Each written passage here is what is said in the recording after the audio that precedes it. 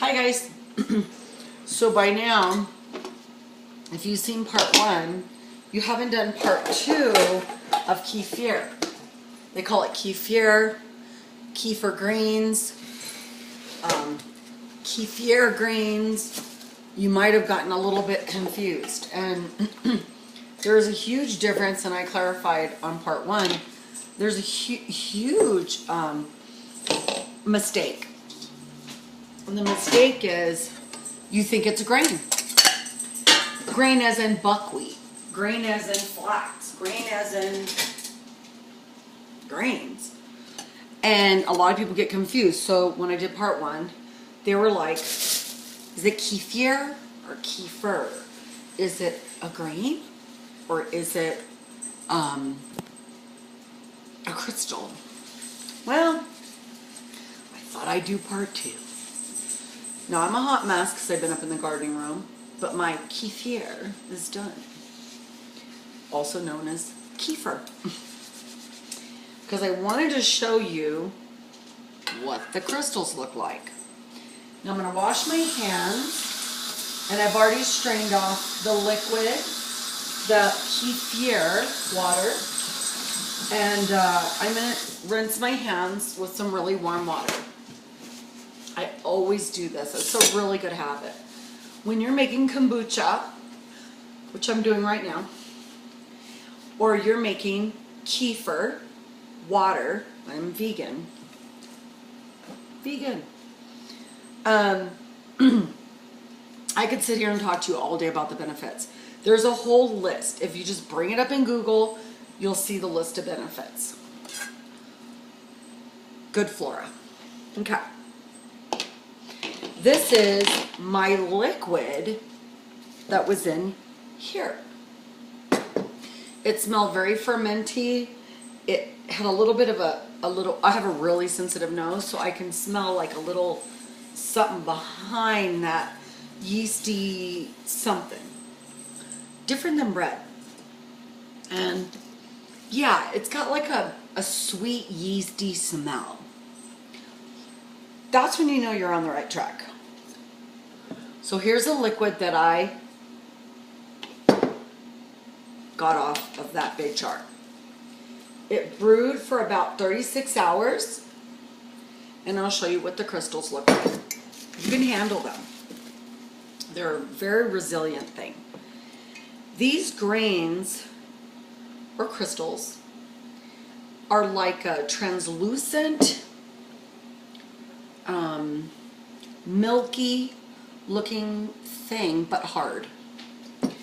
Get your hands in there, dump them right back in, as long as your hands are clean. The liquid is slightly sugary because I put a little more sugar in this batch because the last time I had activated them and they sucked all the sugar out. So if you're activating your grains, go to part 1. If you're trying to get your liquids and do something different with those liquids, God forbid, stay here. So these crystals, as you can see, have some liquid in them, and I like it that way. I could strain this and not reuse it, but I've been making it that way and I really like it. And it has a metal lid. So I'm just going to put that lid on there just to protect so anything's not in the air. Here's my kefir water. But I had some blueberry juice, and I had some ginger, and had some kombucha. I threw it in here. It is very tasty. That is really good. Now, if you haven't been drinking kefir water for a long time, or you've never had it, you don't want to jump out the gate and just start plowing away.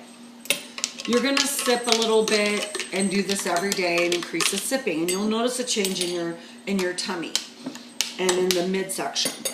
So when you can slowly increase that and you tolerate it, then fine. You have to remember, when you're putting anything good into your system, your body doesn't know the difference. Like when I became a vegan, it didn't really matter, did it? Because I was so sick that when I ate vegan food, I was like, I feel great. This is different. Be scared. Be very scared.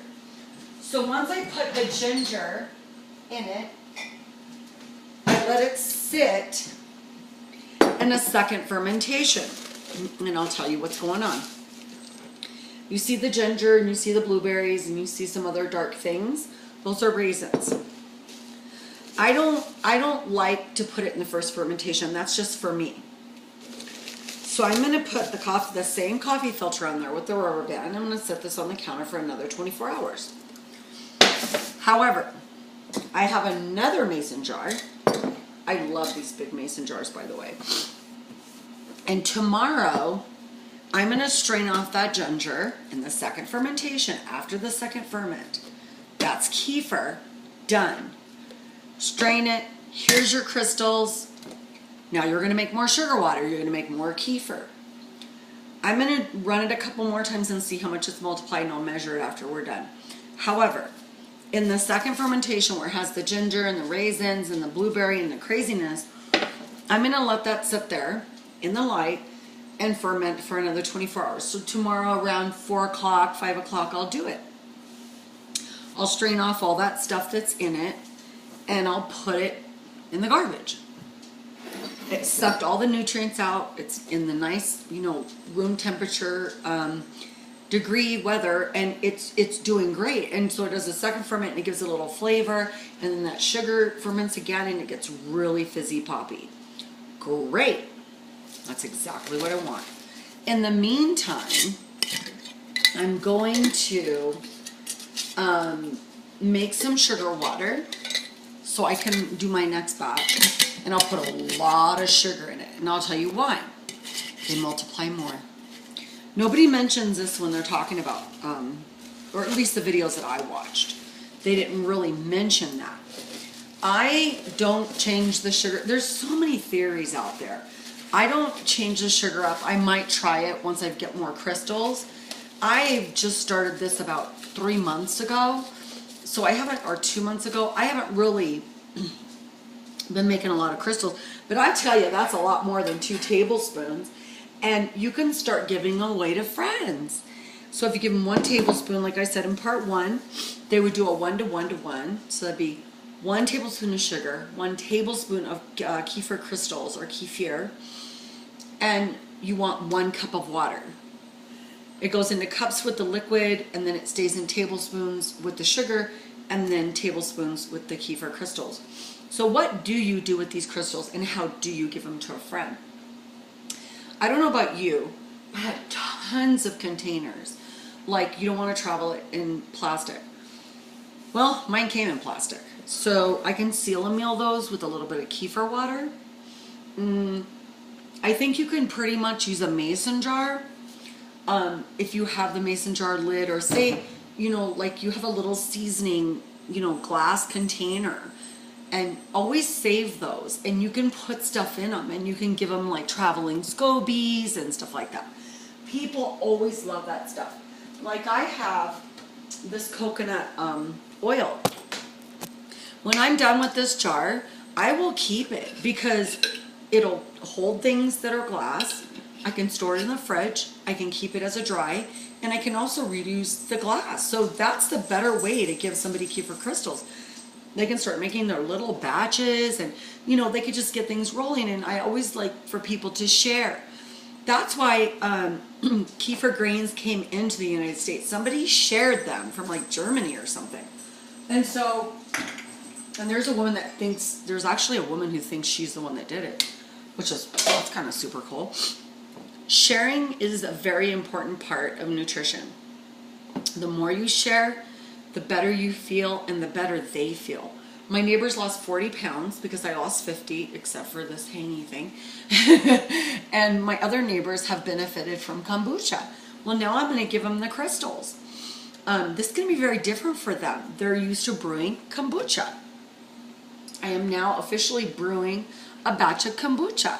And as you can see, I have a very healthy yeasty SCOBY, and it's doing quite well. As you can see, there's residual. It's only been in there for 4 hours. I have a really high powered kombucha. And I'll tell you, this is going to be a slash kefir grains. I'm going to call them grains, crystals. The kefir grains are really important for good flora in your stomach, and you can look it up on Google and it will tell you. And another point is, when you're dealing with kombucha, you want to remember something. It not only feeds off sugar, like the kefir, but kombucha has a longer sitting time, and it has other benefits. And they haven't studied kombucha like they have kefir, or let me just say kefir crystals, or kefir whatever, crystals. I'll just say that because everybody got confused. Kefir crystals. Kombucha has not been studied, but they call it the miracle elixir. People make fizzy pops and stuff out of them.